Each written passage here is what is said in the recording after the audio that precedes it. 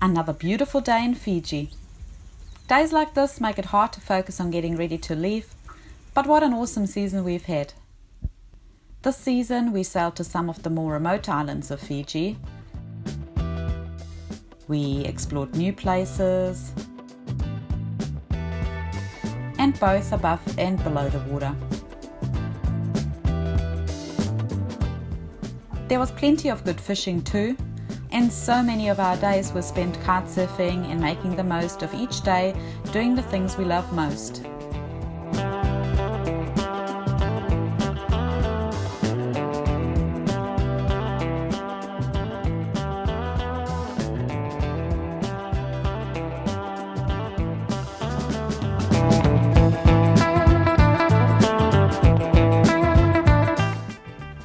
Regatta Week was a great reminder how lucky we were to be in one of the few COVID-free corners of this world, where events like this could even go ahead. But with the beginning of cyclone season though, it meant it was time to get out of these latitudes and head the 1200 miles south to New Zealand to keep the boats safe for cyclone season. What you up to, Peter? Well, time for a pre-check of the rigging before passage and greasing the track for the mainsail slides with a bit of silicone grease, and just a general check over on all swages for cracks and checking horsemen fittings aren't working themselves loose. Okay, I'll send you up. Yep, let's go. There usually is a long list of things to do before a passage, and a rigging check is an important part of that. Basically, Pete checks all the standing rigging as well as the running rigging. He checks the split pins, Norseman fittings, the spreaders and their connections to the mast, the roller furlers, especially the top bearing, and basically looks for any signs of any cracked wire or chafe, anything that's visible. Basically, the whole boat, from the masthead all the way down, gets a thorough look over.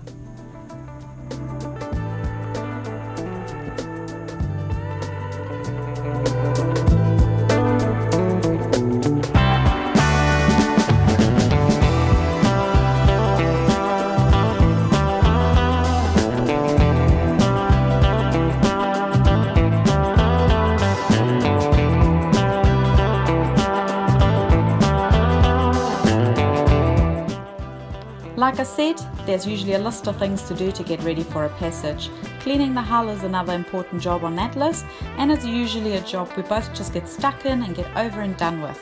But as Pete broke his ribs just a few weeks before, this time it was a job I had to do by myself.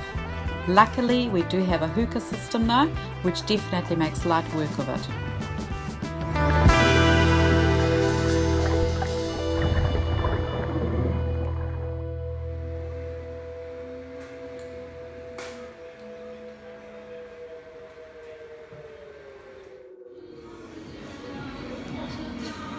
How is it, Peter? Yummy. How's yours, Thyra? Pretty good? Pretty darn good.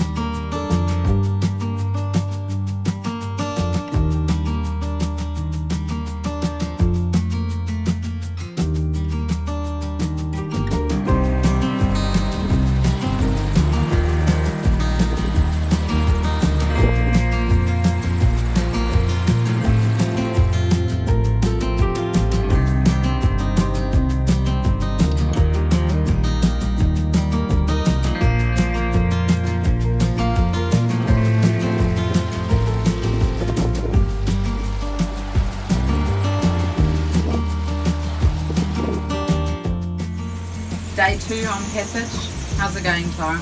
Good. How's your seasickness going? It's gone. I found a miracle drug.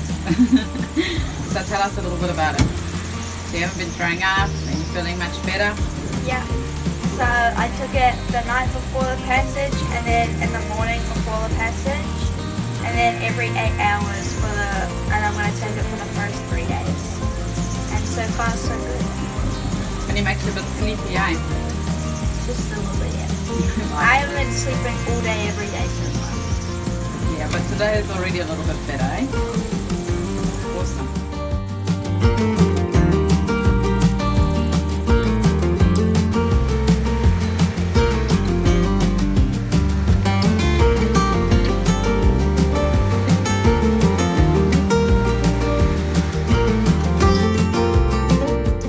After 2 days of brilliant sailing, unfortunately on our second night we had the Clew of our mainsail disintegrate on us. Luckily it was only about 10 to 15 knots of wind, so the easiest solution at the time in the dark was to put a reef in, which was securing the sail.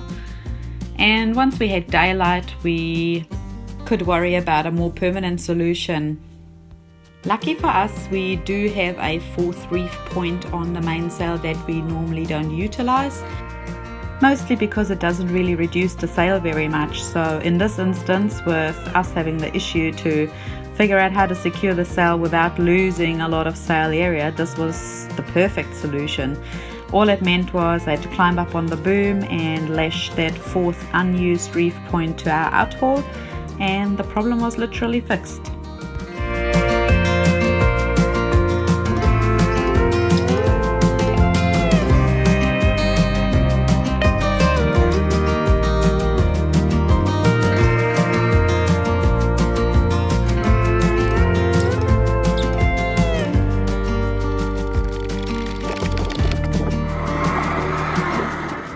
Of course, nothing on a boat is ever quite that simple, and we did realize that one of the battens had unfortunately come out of its pocket as well. No doubt from all the shaking the previous night. So we had to lower the sail and fix that one first.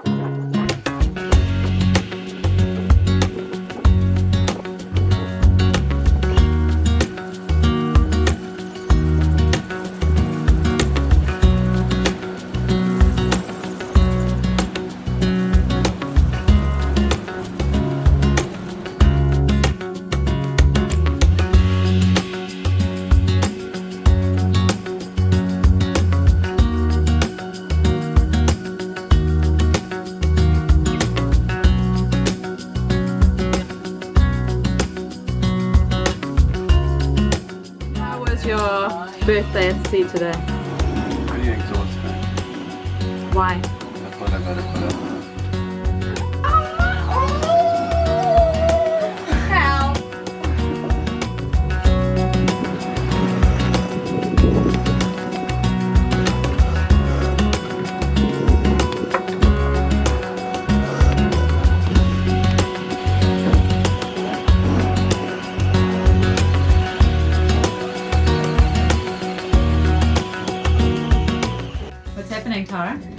are right now laying a hull, and that means that we've pretty much stopped. We're going like 0.8 knots because we need to kill some time because we need to arrive there. We can't arrive there before 12 days.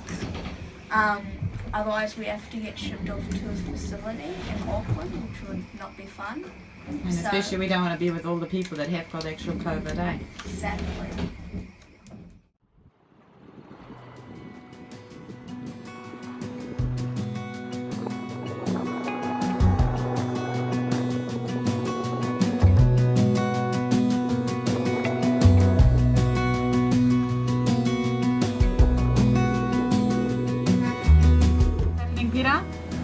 Just entering the drop-off, we're about to catch a whole lot more tuna on those lines, and we are going to drop from 200 meters straight to 500. Big fish in this area. We got a fish on, hoping for a big eye. The big fish. Oh, that's cute!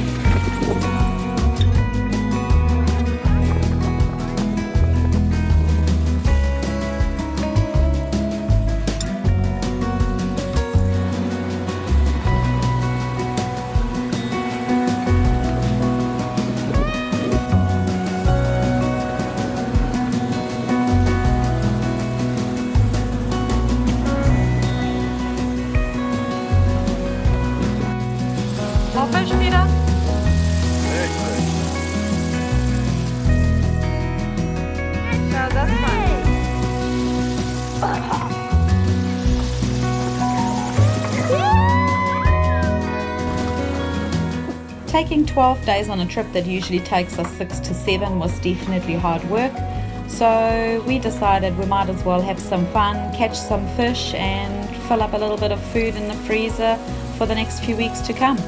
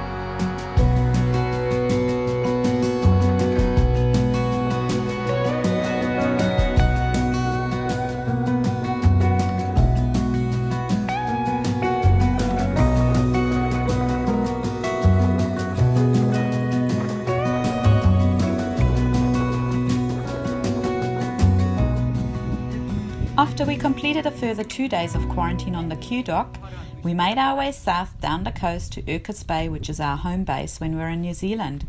So make sure you join us for our next episode, where we will take you for a spin around our neighbourhood.